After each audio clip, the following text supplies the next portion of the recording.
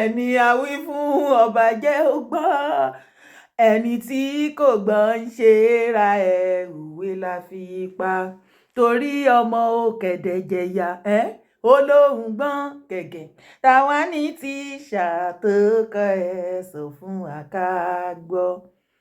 Breaking news: DSS arrest former Oyo PMS chairman auxiliary.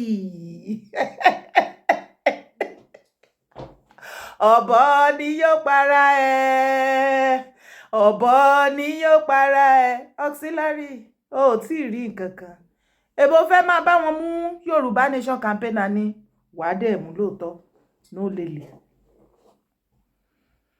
The Department of State Services has reportedly arrested Mukaila Lamidi, the embattled chairman of the Oyo State Park Management System, popularly known as Auxiliary.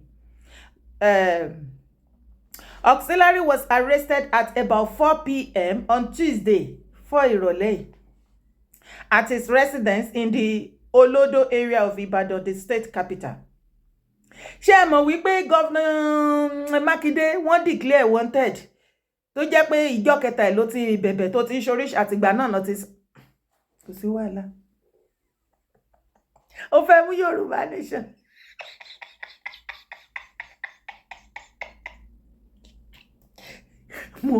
ó ti pẹ́ títí sọ fún yín pé movement is more spiritual than physical. ẹ fẹ́ gbọ́. You see your life? Orí bó ṣe rúnra ẹ̀ ó ń para ẹ̀ lápadà. Although Pọ́ǹṣì ní although the reason for his arrest are still sketchy, a source who spoke to our correspondent on the condition of anonymity because of the weight of the matter said it was because of an interview he granted on Saturday, May 4. Ibi tó ti wí wọ́tọ̀wọ́tọ̀, in which he called out Sheye Famojuro, a trusted ally of Oyo State Governor Seyi Makinde, for being behind his woes.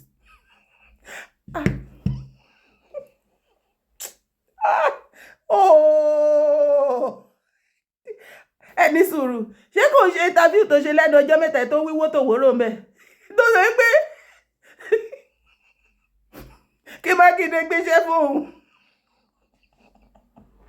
òun rẹ́dì láti flush gbogbo Yorùbá Nation. God of Nana, where are thou? Wàláì ìmọ̀ bọ́lá ń ṣe kò yé mi ọlọ́run sì tí ìmọ̀ èèyàn tó lóun fẹ́ flush èèyàn wá dé èèyàn tó flush. God of Yorùbá Nation na so ẹ ta lẹ́nu mo like God of Yorùbá Nation.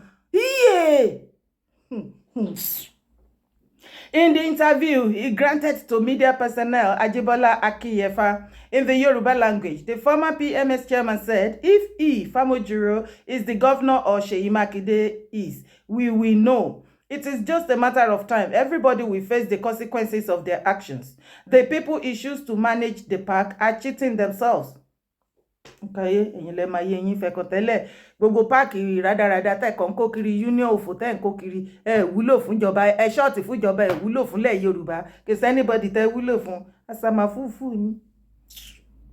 Ẹ ṣáà ti má pa àwọn innocent so òun lèmi wà after àwọn ẹni ẹlẹ́ni tó mọ kan tójú wọn rí kan tó gba ṣọ́ọ̀pù torí ìwọ tó bá mọ iye tí àwọn èèyàn kan tó rí owó gba ṣọ́ọ̀pù Nigeria of today wàá mọ̀ kan tó ṣẹ̀ wá wọ owó tán fi kó ọjà síbẹ̀ tán lẹ́bí tán lọ́mọ tán lára ẹ wá ní fìjà rádaràda ìgbà tẹ́ ń gbowó ẹ mọ àwọn àlẹyìn kò fún tó bá wá dìjà ẹ nímọ̀dọ̀ àwọn àlẹyìn tẹ́ lọ ra lé fún tẹ́ ra mọ́tò fún kẹ́ lọ bẹ̀ kẹ́ lọ bá nǹkan tẹ́ rà ń bẹ̀ jẹ́ àwọn innocent soul lẹ máa fìyà jẹ èmi dára mi ò fẹ́. Now honey, when asked if it was his hooliganism that led to his removal, Auxiliary queried how many people reported that he beat them to the police. Iwolomo. He further said that Sheye will still return to Ijesha because Ibadan is not his homeland. Tí ó bá wá return ńkọ́. Tó bá wá choose Ibadan pé bẹ́ẹ̀ náà máa dàgbà tán darúgbó sí ṣé wọ́n ọmọ Ìjẹ̀ṣà kò lè gbé ní Ìbàdàn ni. Ṣé dandan ni ọmọ Ìjẹ̀ṣà tó bá tẹ̀dó sílẹ̀ ìlú Ìbàdàn ó bá ti tó stage kan wá kúrò rárá. Ilẹ̀ bàbá ẹ̀ ní ọmọ Yorùbá kan náà ní gbogbo wa ibi tó bá wù wá la lè tẹ̀dó sí nílẹ̀ Yorùbá. Yes. Nǹkan tó bá mú yín tẹ́ ń gbàbọ̀dé Fúlàní tó ń pa yín tẹ́ ń sọ wípé irọ́ ẹ̀ nígbà jọ̀ọ́ èmi ò dá sí ọ̀rọ̀ yín dò. Ṣeyẹ we still go back to Ìjẹ̀ṣà because Ibadan is not his own town. Gbàgbé Ìbàdàn tó bí oríṣiríṣi ìlú nílẹ̀ Yorùbá ló tẹ̀dó sí Ìbàdàn. Ẹ má rò wípé ẹni Ìbàdàn ju ẹni ọdẹ ọmọ ilẹ̀ Yorùbá kankan, gbogbo wa lájọ ní Ìbàdàn, gbogbo wa lájọ nílẹ̀ Yorùbá. Yo ọ̀tẹ̀tẹ̀ fẹ́ dá sílẹ̀ láàrin ilẹ̀ Yorùbá, ìyàwó ò ní gbà. Ìṣọ̀kan ìkan náà ni wá gbogbo ọmọ ilẹ̀ Yorùbá. Anyway tó bá wù wá nílẹ̀ Yorùbá la máa gbé, la máa tẹ̀. Nǹkan tó bá mú wa tá ń gba àlejò láàyè, tó ń ralẹ̀, tó ń ralé, tó ń kọ́lé, tó ń níyàwó, tó ń lọ́kọ, tó ń bímọ, tó ń dẹ̀ ń jẹ́ èèyàn nílẹ̀ Yorùbá tá ní wọn lára. Kí ló dé tá ṣe máa ní ara wa lára wa tá jónu mu nílẹ̀? Ṣé nǹkan míì ti wà ń bẹ̀ ni? Tó bá ní ìwà tí ò dá tó ń wù, ìyẹn ni kó lọ gbájúmọ́. Kò ń ṣe pé kó máa sọ pé èèyàn kan ó máa kúrò níbì kan, tó ò bá kúrò ńbẹ̀ tó wá jẹ́ bẹ́ẹ̀ ló dàgbà tó darúgbó sí, kí ló fẹ́ ṣẹlẹ̀? Kí ló fẹ́ ṣẹlẹ̀? Rọ̀dọ̀rọ̀dọ̀. Èmi mọ̀ pé ó máa ṣẹ̀ sí i. Èmi mọ̀. Yóò wá rí àsìkò yìí gan ni popularity yẹn wá fine fún ẹ. Wàá lè lọ wàá máa enjoy popularity ẹ. Ṣebí nǹkan tó ń fẹ́ nìyẹn. Wàá máa enjoy ẹ̀ níbi tán bá dé ẹ̀ mọ́ ń bẹ̀. Ó mọ̀ ẹ́ pọ́n ń wá ẹ náà tẹ́lẹ̀ rádaràda. Ó ti wá rí wípé Ìgbòho ń ṣẹgbẹ́ yín, ọ̀rọ̀ èjì kọ́. Ẹ gbà fọ́gà yín, ẹ gbà fún yàlá ìyá yín. A ní ẹyẹ ṣọ̀tẹ̀ ọmọ Adéyẹmọ. Ìlara ọmọ Adéyẹmọ ló máa pa gbogbo yín kú. Ṣebí nítorí Ìgbòho tó mọ̀ ẹ́ pọ́ wà nínú Yorùbá Nation ló ṣe sọ pé ẹ tó bá gbéṣẹ́ fún ẹ kí gọ́vnà Mákindé fàyè gbà ẹ́, òun máa flush gbogbo Yorùbá, wá lọ flush ẹ̀ níbi tó wà. Rádaràda àìláìmọ̀ tó kù. Ẹ ṣe dàgbà tó lọ́jọ́ orí àgbàlagbà ara yín, ẹ ṣe rí yẹn. Ń fẹ́ flush Yorùbá Nation. Yorùbá Nation gan ti kọ́kọ́ flush yín dànù. Yorùbá Nation, God of Yorùbá Nation, where are thou new? Yorùbá, God of Yorùbá Nation, ó kó ẹsẹ̀ méjèèjì. Ó là mọ́lẹ̀ pì.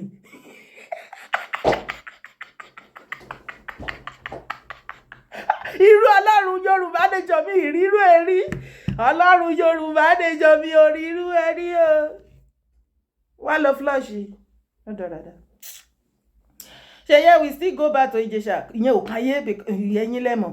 Only Governor Ṣèyí Mákindé and I will remain here because ó fi sí Mákindé lórí. Baby ti ṣẹ́jú. Oxy. Hello, excuse you. Baby ti ṣẹ́jú. Governor Ṣèyí Mákindé kò wọlé. Kí nìyẹn ò wọlé? You no enter. And I see that the bed is not working, but God feed it. Ẹyẹ òṣìṣẹ́ oúnjẹ ìwẹ̀ ẹ̀yin gẹ́gẹ́ bí ẹyẹ tẹ́ ń fò. Kí ló ń fò lókè ẹyẹ? Kí ló ń fò lókè? Ẹyẹ ló fò lókè. Kí ló ń rìn nílẹ̀? Èèyàn ló rìn nílẹ̀. Má tẹ́ mi mọ́lẹ̀ ooo.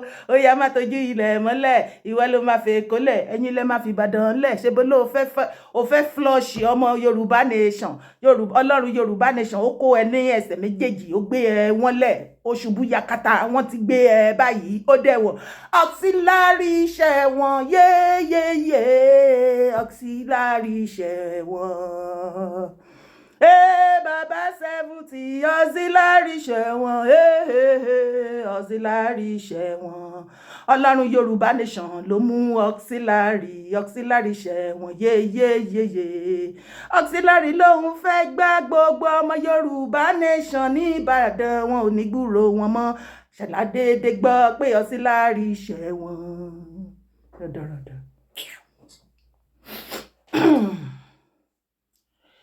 In May 2023, Jare Auxiliary was arrested after being linked to an alleged attempt by his loyalists to cause trouble in the state following the dissolution of the PMS committee by Makinde. An impeccable source who spoke with the police acted swiftly to prevent a breakdown of law and order in the state, added that during the raid, Lamidi escaped. Osalo, Aletipti. The source who craved anonymity over fears of harassment said, from what we gathered, the police acted on the information that some members of the auxiliary camps wanted to cause trouble based on the government disbanding their operation in the state. No, auxiliary. Oh, tí rí nǹkan kan. Wo, ṣó rí bọ̀bọ̀ tó pa lọ́jọ́ yẹn ní shopping complex kan tán ní òun nìkan ni òbí ẹbí tó níyàwó l'Amẹ́ríkà tíyàwó ẹ̀ tó tún wá bíbèjì ẹlẹ́dàá ọmọkùnrin yẹn ẹlẹ́dàá ehun tiẹ̀ bó dẹ̀ ṣe máa hàn tiẹ̀ títí dọjọ́ arúgbó ẹ̀ bó ṣe ń kúrò nù kan ló máa bọ́ sí kan ó lè ní ìsinmi mọ́ mọ̀ nǹkan kan tí ì rí nǹkan kan àwa wí tán ìwọ tó yẹ kó máa wá bó ṣe máa gbé ètùtù láàárọ̀ lọ́sàn-án lálẹ́ kán máa bá ẹ àpíìsì òkú ọmọkùnrin yẹn kó yé hàn tí ayé ẹ ó dúró tì ẹ gbágbágbá báyìí ni ó máa rún ayé ẹ kò ní jẹ́ kó jẹ́ èèyàn mọ́ òun gan ti sáyẹ̀ntì ẹ pé ò jẹ́ kóun ṣe ilé ayé òun bóun ṣe fẹ́ àbí ó lóun ò ní gbà fún ẹ ó tí ì rí nǹkan kan ṣé irú ìwọ ló wá ló fẹ́ fọ flush Yorùbá Nation Ọlọ́run Yorùbá Nation ti flush ẹ rádaràdà oúnjẹ rẹ Bọ́lá Kadé ó wá bí wọn náà sọ wọ́n ní ìdí tán ṣe mú ẹ tán lọ tì ẹ́ mọ́lé báyìí ni wọ́n gbọ́ wípé o fẹ́ kó àwọn bọ́ìsì ẹ fẹ́ dá wàhálà sílẹ̀ ní Ìbàdàn ó wá fẹ́ fi ṣe Yorùbá Nation ló ń fẹ́ lé ẹ bá mi yà wọ́n sí ó dùn ọbí ẹlẹ́dàá Yorùbá Nation wọn ẹlẹ́dàá Ìgbòho ti dá wọn ẹ yà wọ́n sí ibi tó wà ẹ bá mi ju fídíò yìí fún ọtí máa wò nínú ibi tán tí ẹ mọ̀ yẹn. So the police who are proactive stormed the location, made some arrests and recovered some arms and ammunition, but auxiliary was not arrested. The people arrested were in connection with the fact that intelligence linked them to attempt to cause trouble in the state today. However, attempt to reach the spokesperson for DSF, you know,